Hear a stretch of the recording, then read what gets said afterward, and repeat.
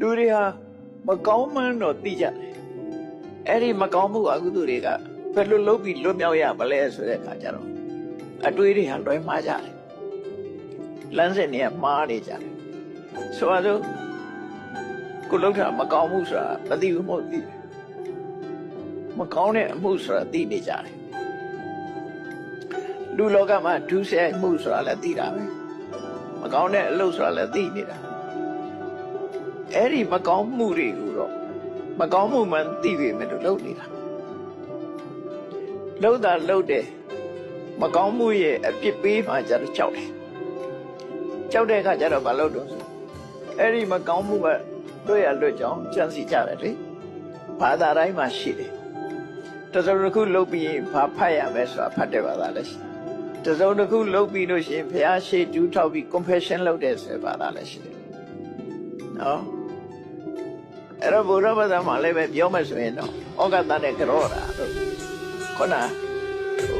ဘာသာတိုင်းမှာရှိတဲ့အကြောင်းပြောပြမကောင်းမှုကလွတ်မြောက်ဖို့ဆိုလုပ်တဲ့လမ်းစဉ်တွေရှိကြဘလောက်ပဲမကောင်းတာလှုပ်ထုတ်ဘုရားသခင်ရှိတူးထောက်ပြီးတော့ confession လုပ်လိုက်တယ်ဝန်ခံလိုက်တယ်အပြစ်ကိုဝန်ခံလိုက်တယ်ဆိုအပြစ်ကင်းသွားတယ်လို့ယူဆတယ်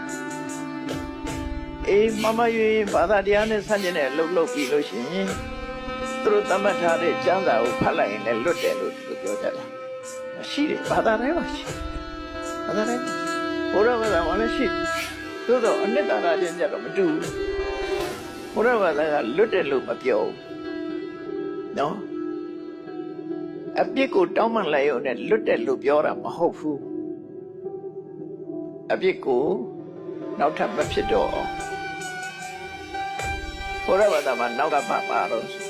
အာယတိန်တံဝရနောက်ထပ်မလုပ်အောင်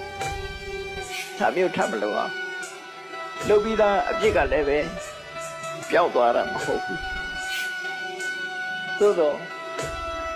တိုးမလာအောင်လုပ်ဥပမာတစ်ခုပြောမယ်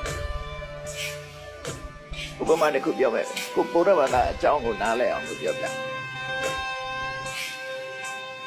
လူတယောက်ဟာမာနတိပါဒအမှုကိုပြုတ်လိုက်သည့်အတွက်ကြောင့်သူဟာတရားတော်ကောင်ကိုတတ်လိုက်တယ်ဆိုတတ်လိုက်လို့သူမာနတိပါဒကထိုက်တော့အဲ့ဒီမာနတိပါဒကထိုက်သွားတဲ့အခါမှာသူဟာတုံးနှွေးဖြစ်နေတယ်ငါတော့မကောင်းမှုလုပ်နေတာကြရဲကြတော့မှာပဲငါအပြစ်ဒဏ်ခါတော့မှာပဲစိတ်ပူနေစိတ်ဆင်းရဲနေအဲ့တော့မြတ်စွာဘုရားနီလန်ပေးတယ်အကုသိုလ်ကနှစ်ခုရှိတယ်တစ်ခုကလှုပ်တုံးကဖြစ်တဲ့အကုသိုလ်ဥပမာတရားရဲ့တက်ကိုတတ်လိုက်တဲ့အချိန်မှာဖြစ်သွားတဲ့ပါဏာတိပတ္တအကုသိုလ်အဲ့ဒါတစ်ခုအဲ့ဒီအမှားအယွင်းအတွက်စိတ်ပူပြီးတော့တောကရောက်နေတာဒါအကုသိုလ်တစ်ခုအဲ့ဒီနှစ်ခုရှိတဲ့ထင်မယ်လှုပ်ချင်းကြောင့်ဖြစ်လာတဲ့အကုသိုလ်ကိုပယ်ဖြစ်ဖို့ကြောတာဝန်ချတာတောင်းမှတာမဟုတ်ဘူးတုံးနှွေးနဲ့စိတ်မကောင်းဖြစ်နေတာဖြစ်နေသည့်အတွက်ကြောင့်အကုသိုလ်တွေကအတိုးတက်နေနော်အတိုးတက်နေအဲ့ဒါဟုတ်တာစိတ်မကောင်းတာပျောက်သွားရောဆိုလိုတာကဘာလဲမို့ stress ကိုဖြောက်တယ် stress ကစိတ်ဖိစီးမှုဖြစ်နေအဲ့ဒီ stress ကြောင့်ဖြစ်နေတဲ့နောက်ထပ် stress မဖြစ်ဖို့ရအတွက်စိတ်ပြေးသွားအောင်လို့တောင်းပန်တာဝန်ချတာလုပ်တာဟိုကုသိုလ်ကလုပ်ပြီးပြီဘယ်လိုပြင်လို့ရမှာတော့ what have been done cannot be undone ဆိုတာလေလုပ်ပြီးသားဟာမလုပ်ဘူးလို့ပြောလို့ပဲရမှာများပြီးသွားပြီလေပြီးသွားတဲ့ဟာဘယ်လိုလုပ်ပြင်မှာပြင်လို့မရအဲ့တော့လုပ်ပြီးတဲ့ကိစ္စအပေါ်မှာ worry ဖြစ်နေတယ်ကုက္ကုဆစိတ်ပူနေတယ်အဲ့ဒီစိတ်ပူနေတာကိုရပ်သွားအောင်လို့ဩဃတနဲ့ကြောတာပဲဖြစ်ဖြစ်တောင်းပန်ဝန်ချတာပဲဖြစ်ဖြစ်လုပ်တာအဲ့ဒီတစ်ပိုင်းကိုရပ်ခိုင်းအဲ့တော့နဲ့အဲ့ဒီအကုသိုလ်ကဆက်မဖြစ်တော့ရပ်သွားတယ်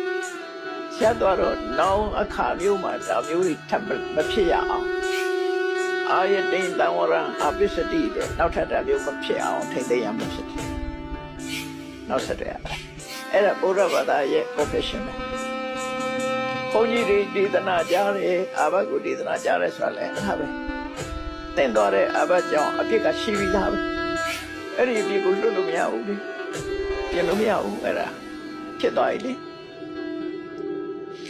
အမာယွတ်ထင်သွားရင်အမာယွတ်ကအမာယွတ်ပဲလေပြောက်လို့မရဘူးခုခေတ်ကတော့သွားပြီးတော့ခွဲစိတ်လိုက်ရင်လည်းပျောက်ချင်ပျောက်တော့နော်ရုပ်ကြတော့ရကောင်းရလေအဲ့ဒီအပြစ်ဆိုတဲ့အစွမ်းထင်ကြီးအဖြောက်လို့မရတော့အဲ့ဒီအတွက်စိတ်ပူနေတာဖြောက်ရမယ်နောက်ထပ်ဒီအမှားမျိုးထပ်မမှားပါဘူးဆိုတာကိုသတိထားဝန်ခံချက်ပေးအဲ့ဒါပဲရှိကြောက်တယ်လို့ပြောတာမဟုတ်နော်အဲ့တော့